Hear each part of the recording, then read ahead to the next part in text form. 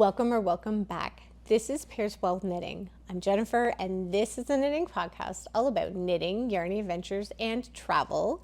Thank you very much for joining me today, and as always, so jazzed that you're here with me. We are talking unspun yarn today. This is everything you may have wanted to know or had questions about unspun yarn. This is going to be a tips and tricks video. This is also going to be a review of all of the unspun yarn that I've used. This includes the process of making as well as the finished piece, the garment or the accessory of making with unspun. So excited to get started. I feel like we're gonna dive right in. And of course I'm wearing an unspun yarn garment right away. This is the Holiday Slipover by Petite Knit. This is 2 strands held double of Istex Plötulopi. You're gonna be hearing a lot about this kind of yarn. And it is paired with 1 strand of Kidsilk mohair from Rowan in a bright pink. It's a fun one. It's a great pattern. I have modified completely the pattern. I've talked about this in previous episodes where I've talked about this exact holiday slipover. She's cozy, she's light, and a little warm for today. We are going to bounce right into all of unspun yarn. So first of all, let's talk about what unspun yarn is. Unspun yarn in itself is yarn that is exactly what it sounds like. It is yarn that has not yet been spun up or plied. So this is yarn, or I should say wool, that's been washed, carded, potentially dyed, but not twisted essentially, or twisted with another yarn. This is right before that process would happen if it was a spun yarn. And I'll compare to show you that we are used to probably knitters or crocheters twisted yarn, and usually yarn that is twisted over another strand of itself to give it some kind of twist, a degree of twist and roundness when we're knitting. This creates strength.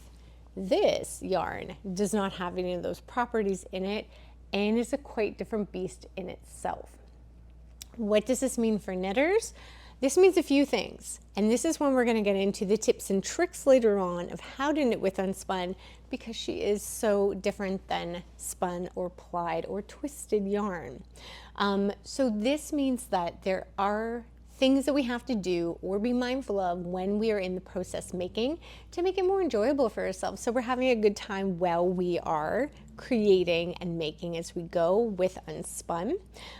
What this means in the end of the finished product is this is going to be a lofty, beautiful, rustic, but very warm piece of knitwear. This is coming from obviously the property of the yarn, where because it's not twisted and spun, but it's got a lot of room, it's taking up a lot of room for the weight that the yarn is. What it's doing, it's going to trap the heat against your body where the garment would lie and keep you nice and toasty. So you're getting a lot of bang for your buck of warmth, but weight, because this stuff is as light as a cloud. So that's in general some bits about unspun yarn. What I'm going to do is I'm going to bring you through some of the comparisons of put-ups of the yarn, different brands. We're going to do a cost analysis and then dive into the review along with helpful tips and tricks that hopefully will help you with your making. So with unspun yarn, brands that we're going to be looking at in depth are going to be including Plotulopi. Goodness, here we are. This is an Icelandic unspun yarn. It looks like this out of the package. It is 1 strand of yarn. It is Icelandic, as I said, so it's a rustic yarn. It's got long guard hairs that come up with blooming after blocking, and is very rustic. So against skin, not always for people. For me, I can do it. Plötulopi, and I should mention that this is it's a 1 strand wonder. So what I mean by that, sorry, the bag, is that this is a plate of unspun yarn. This is how unspun yarn comes, and it is one strand only that you're pulling from your plate as you work. So that is Plötulopi. Another yarn that we're going to look at or brand is Nutiden. I just finished working with this not too long ago. This is a farm to hand almost yarn. The makers at Nutiden, Ono, its share. This is a Swedish brand of yarn that is minimally treated before it comes out to us knitters. And again is a one strand wonder where it is plated up, if I can say, with one strand only. So when you're pulling from the plate, it is one strand that can be held. That is Nutiden. We're going to be comparing this. Another brand that we're going to be comparing and looking at into detail is this. This is Country Roving by Briggs and Little. This is a unspun yarn from Canada in New Brunswick. It is all 100% Canadian wool. This is milled in New Brunswick as well, on site at Briggs and Little. And this, yes, is rustic, has that loftiness and coziness. This is probably going to show up a little better in here maybe. This is 5 strands that are caked up, or I should say plated up. So we have 5 strands that when you're pulling from the plate, 5 strands are coming up on this. We're going to talk about what all that means. This is actually split out into 2. So we're going to, in the review, you're going to hear about this whole process of splitting it. So that's the Briggs and Little Country Roving. We are going to get into just a tidbit of cost analysis of my newest purchase of Unspun. This I purchased at Knit City, Toronto, which was just a couple weekends ago, from Crooks Fibers. Digging a little deeper, this is actually another Canadian yarn based out of PEI, McLaughlin Mills, which is milled there from, I believe, as well, 100% Canadian wool. This is also a one strand hero where you have one strand only coming out of the plate. So these are the reviews that I'm going to do for cost. I do not have on me other unspuns that I would love to try. One is the Forgarn or Forgarn by Haze, which is Norwegian unspun. I believe that comes in 2 strands of the plate. The last option that I know of that's quite popular as well is Plötulopi. This is by Wool Dreamers, and they are a Portuguese wool company. Those ones I don't have on hand yet. I'm sure one day I will, but sadly those won't make my review today. So talking about the put-ups, it seems that I have a collection of usually a one strand hero, where again, this is you pull one strand, but these plates, and this is what these are called, unspun plates, they come in different weights. So for example, we have a 200 plate here, we have a 100 plate here. So it really depends on the brand. What I've done is I have a table, of course, that I've put together, and I had a hypothesis that unspun yarn was quite inexpensive to be using compared to twisted yarn or plied yarn. Turns out that when I did my calculations, this is totally true, but the prices do range quite vastly. So what I'm going to do is I'm going to bring you through the cost analysis in alphabetical order and compare and contrast those costs for what you get. So first of all, we are looking at the Country Roving, which is the good old Canadian yarn from New Brunswick. Again, this is the 5 strands that are held within this plate. So in total, if we look at the whole package, this is 710 meters. If we break it down into 100 meters of cost, this whole package costs $12 Canadian when I had purchased it. When we break it down into 100 meters, we are looking at $1.69 per 100 meters for one strand of unspun. This allows us to compare easily because again, the plates are all varying in size and yardage. So we're looking at $1.69 for 100 meters, super inexpensive. pressing on, my next cost analysis is done with Crux Fibers. Again, this is the Canadian One Strand Wonder, and I bought 2 plates of this. Each plate is about 200 grams. We're looking at 1,047 meters. This was $34. So when we divide it out into 100 meters, we're looking at $3.16 per 100 meters. So quite different, almost double of what the country roving was. So already we're getting quite a variation of cost. The next cost analysis that I'm doing is the Nutiden, which is this. This is the Swedish yarn that has to be ordered for me online. And Canadian, I ordered 500 grams total, which is the biggest order you can get when you're ordering online. They come in different options of weight only. The meterage does depend on, I think, the color, the season that they are producing the yarn. So they give rough estimates. That is actually most of the Unspun, I believe, are rough estimate meterage. So we're looking at about, for 500 grams, it was 2,500 meters. And if I divided it out, which I should say my cost total was 97 Canadian dollars, that the equivalent of 100 meter amount is $3.88 for 100 meters. So far, this is the most expensive out of all the Unspun yarns. But we are not done because we have one more to do. So my last option that I have for my review of cost analysis is, sorry for big noises, Plotulopi. This is the Istex brand. Again, it's a one strand wonder. You are looking at 100 grams, 300 meters per package, sorry. And I'm just gonna put it down because it makes so much noise, but this is the same stuff here, just different color. And this cost for a plate or 300 meters, if we divide it out in a moment, Plotulopi is 16 Canadian dollars. The equivalent for 100 meters is $5.33. So in the end, per 100 meters, Plotulopi is the most expensive out of all the Unspun yarn at $5.33.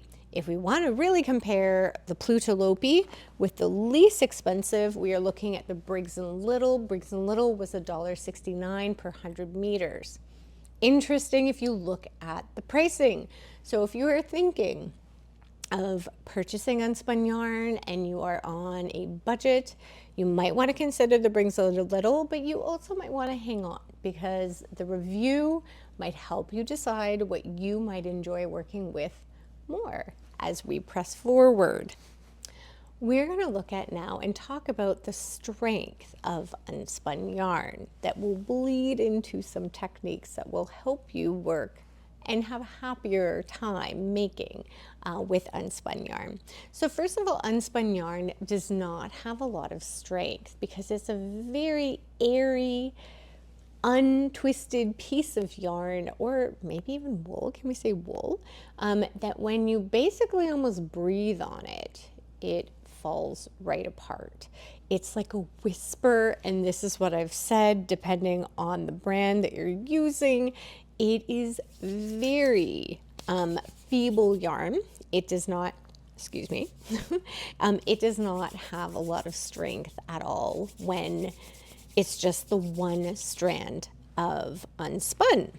Therefore, this can also go into the tips and tricks. I highly suggest pairing one strand of your Unspun with some options. Really simple options are placing 2 strands held together to create your whatever you're doing, your accessory, your garment. That will increase the strength even simply by doubling up on your strands. Another option is pairing your Unspun with another wool, or I should say another yarn. A really popular one to do that with, of course, is silk mohair. We know that the silk really provides a lot of strength for, I think, the weight the lace weight factor of that yarn option.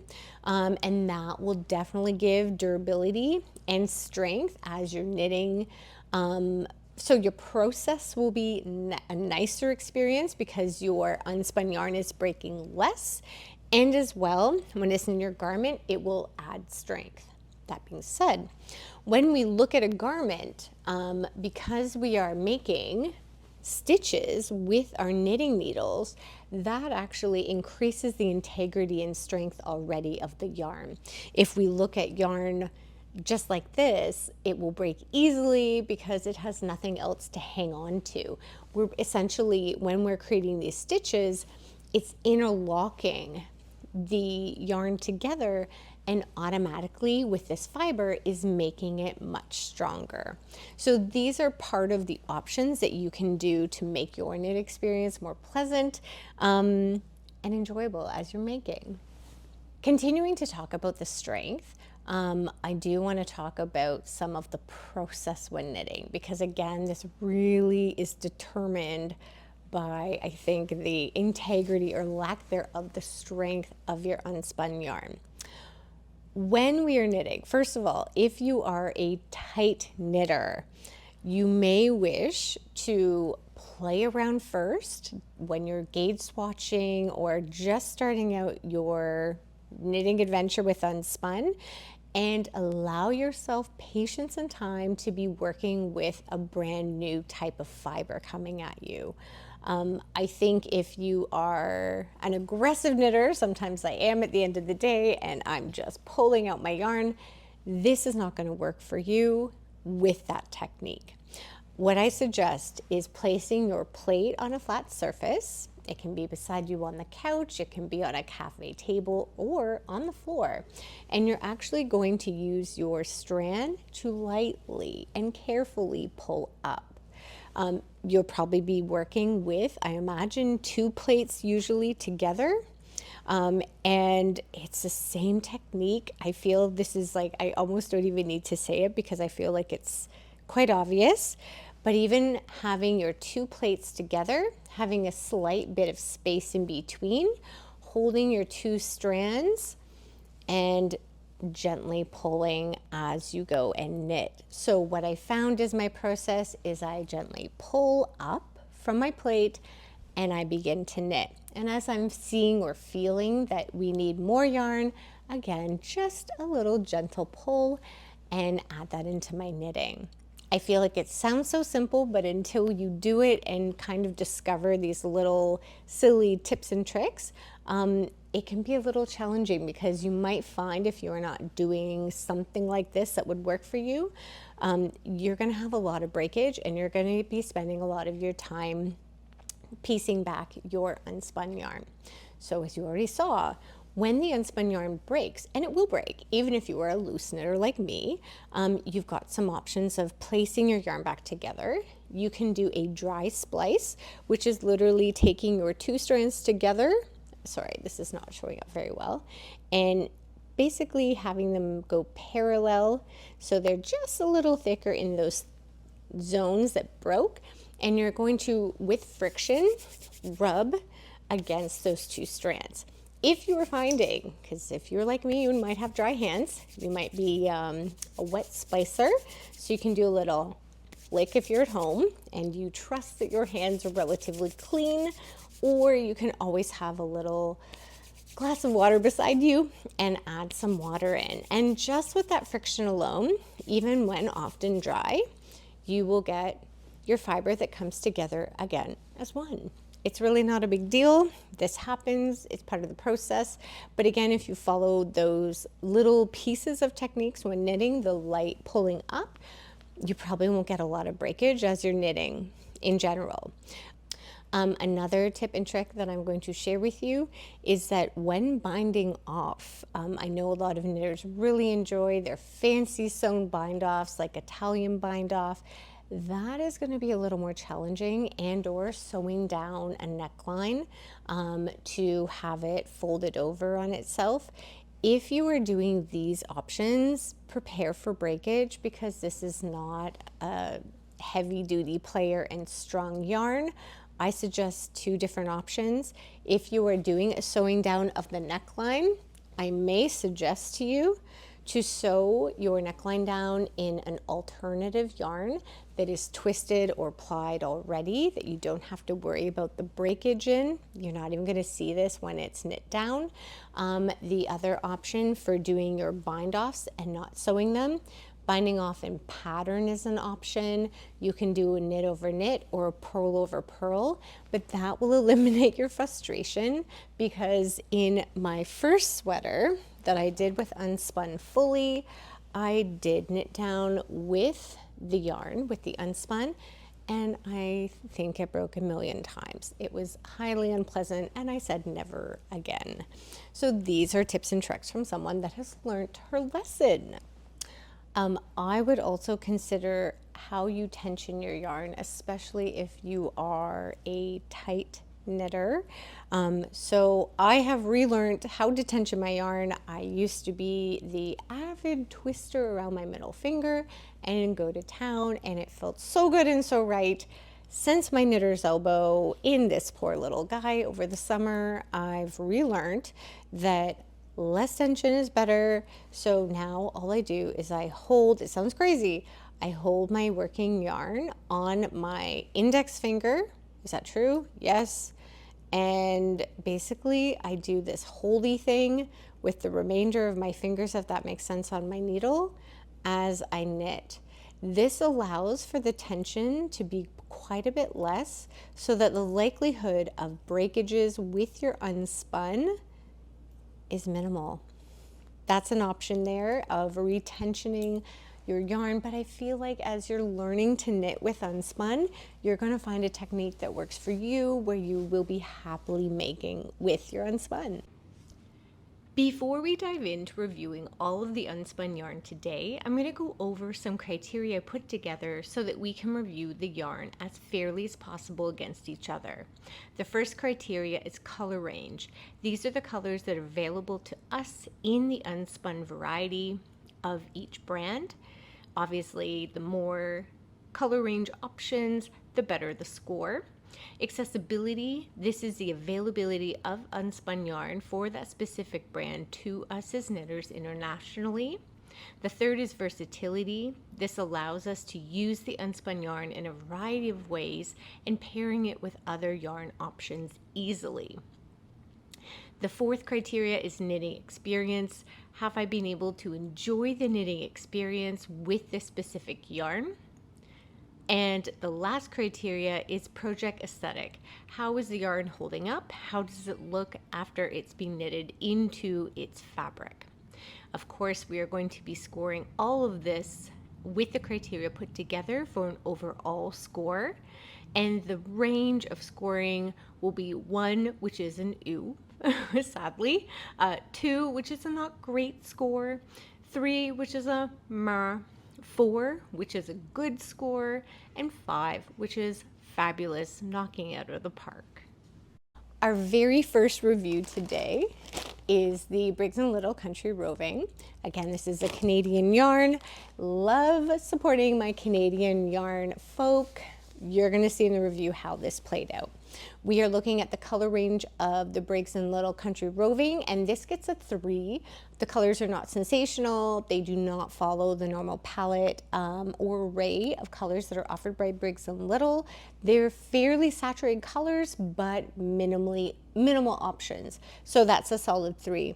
Accessibility is, I would put it about a 3. You can purchase this online. It is not normally held in yarn shops for whatever reason. So giving that a solid 3. The versatility of this yarn, this gets a 3 for me. How versatile is this yarn? This only gets to level 3 because when I have to separate out 5 strands to either have them single or held double, this is not a versatile yarn for me until I make it versatile where I can hold it double or single with something else. So there's the 3 rating on that. And sadly, my lowest score of all of the criteria for this yarn is the knitting experience.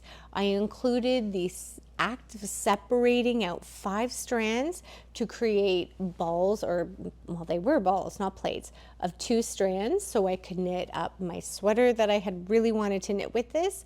Took forever. It was a stressful process. The whole house was covered in unspun yarn so I could ball it up. It was a whole project in itself to create balls that were workable outside of 5 strands. If you're knitting with 5 strands, I don't even know what kind of like massive twig you're going to be knitting with, because that would be an extremely chunky knit. So sadly that gets a 2. The last criteria is project aesthetic. I'll bring up the project that I knit with this yarn. I knit sweater number, I believe it's 12, by my Favorite Things Knitwear. I do love the sweater, and she does get a ton of wear. It is a very hardy knit. Again, this was knit in 2 strands of the Country Roving by Briggs and Little.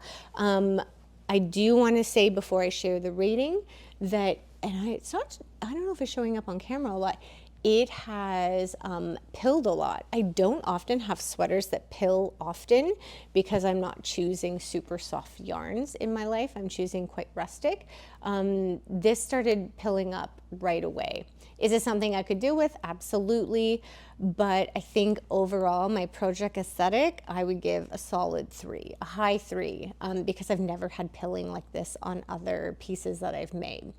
Overall, when I'm looking at my complete review of all of the scores, the Briggs and Little Country Roving is a 3. I want to support the Canadian. I have supported the Canadian.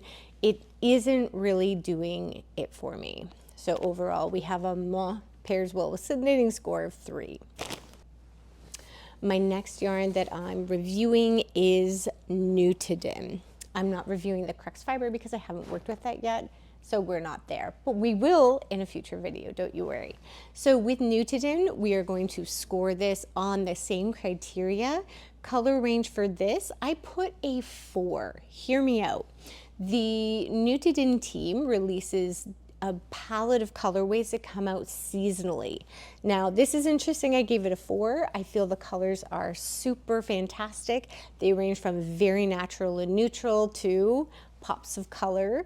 But you do have to get your hands on the yarn when it becomes available in its release. If you do not, it's a one and done kind of thing. But I think that's why I gave it a 4, because it makes the yarn ever more special with the colorways that you do end up getting your hands on. And I do know people that collect Nutiden over time, and they have these beautiful palettes of color of Nutiden. Accessibility I put as a 3. This is only available, I believe, online. And with shipping costs from Sweden, do not make it super budget friendly always. The next is versatility. Because this is 1 strand, it's very easy to pair with something else or with itself as well if you're doing 2 strands. So versatility, this gets an easy 4. The knitting experience is a 3. And you might argue if you've used this before. I'm a loose knitter and I have had great experience in knitting with my other Unspun. This was by far the most challenging, most weak yarn that I've ever used. I was joking at points where I said it was like knitting with angel kisses. It just is so fine and breaks so easily. So this actually did take me time to even figure out, from my experience of knitting with other Unspun, how to knit with this in an effective way that made it more positive for myself. The last part is the project aesthetic. That's my last criteria. I'll bring up what I knit with that. You've seen it recently. This is the Magnolia Bloom by Camilla Vad. And I've paired this with a soft silk mohair. This was the Knitting Loft Dust option. Gorgeous sweater. My project aesthetic for this has to be a 5. I enjoy so much the heathering that it's created, and it's by far the softest Unspun that I have ever used and probably will ever use. So that is the highest score yet. for one piece of criteria. When we break it down and look at all of the criteria, we are having Nutiden sit at a 4 overall, which is a good pairs with knitting score. The score for the country roving, as a reminder, was a 3. My last unspun that I've worked with is, just bring it up here, is the Plotulopi. I'm trying to see if I have something available. Yes, I do. Of course I do. Is the Plotulopi. This is the Icelandic unspun yarn. This I gave a rating for color range of a 4. There's quite a lot of options available, but again, depending where you're purchasing from, can have some variability. Accessibility on this, I gave this a solid 5. This is very accessible to many people internationally. This is available online through many different sites, as well as many yarn shops carry this yarn, so it's very popular. And I think of all the unspuns, this is probably the most popular. Versatility, it is one strand, and it is a robust one strand. I think of all the unspuns that are available to me, this option of the Plotulopi is the strongest, and I would use single eventually, haven't yet. So that gets a 5. The knitting experience for this is a pure joy. This is an easy 5. It doesn't break a lot. It's really consistent, not a lot of thick and thins, which I didn't mention. The Nutiden has, but part of the charm of that. The project aesthetic, I have knit a number of projects with the unspun that seem to be all over the place right now. So one is the Snowy Forest Sweater by Midori Hirose. This was 2 strands held double and was just a super fun experience. Was my first knit garment using Unspun. The other sweater that I've knit is a Wild Posy by Melody Hoffmann. This again was Plotulopi held double to create this, and I think this is definitely my favorite sweater. This was a joy to knit up. And I have my favorite fingerless gloves that I've knit with leftover Plotulopi from my sweater. This was 2 strands held double. Nice and quick with the gauge, fun, and a joy to knit up. My favorite fingerless mitts. FYI pattern is in the link below in the show notes as well if you want to get your hands on the pattern. So that is Plotulopi. The overall review score for this yarn is a 5. This is the highest scoring yarn for my unspun options that I work with. So we are looking at a fabulous pairs wool knitting score for the Istex Plotulopi. We're looking at a 4 for the Nutiden, and we are looking at a 3 for the country roving. It'll be interesting to see how things play up with the Crux Fibers unspun in the future. Talking about unspun yarn, it would not be an unspun episode without pattern options. First of all, I would say obtain a gauge that you feel comfortable with using any variety of unspun yarn combinations that make you happy and that you like the fabric of. If you are knitting with 2 strands held together in general, depending on the brand, because it does differ, I would suggest looking at the Ravelry search for the object you're looking for example, a sweater, and doing an advanced search of gauge. So for example, I was getting 15 stitches per 10 centimeters. That could be a rough estimate for you to kick off your searches for your pattern pairing with your yarn and gauge.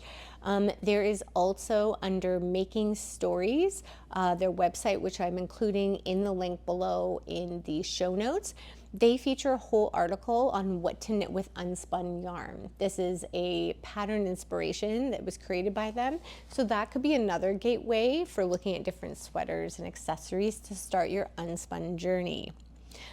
I want to wrap up this whole unspun episode with saying that unspuns are the unspun hero. I adore working with unspun yarn. If you haven't already noticed, regardless of the season, I hope that with this video, you're excited to get your hands on some unspun yarn, and as well that this gave you the inspiration and tips and tricks that you might need to get into unspun knitting yourself and find the joy in your making. Let us know in the comments what works for you. What have you tried to make your unspun knitting experience even better, more successful? Are there brands that I didn't mention that you're enjoying? And if you have any questions about any of what we've talked about today with the unspun hero of yarn, let me know in the comments below. I thank you so much for joining me today. If you like this episode, I invite you to like and subscribe to the channel. And if you are feeling a little more, you can click down into the show notes where I have a link that will bring you to the Ko-Fi account where you can make a donation of coffee to me. Thank you so much for being here today. I hope you find great joy in your knitting today. I really hope you bring Unspun into your world soon. And until next time, take care.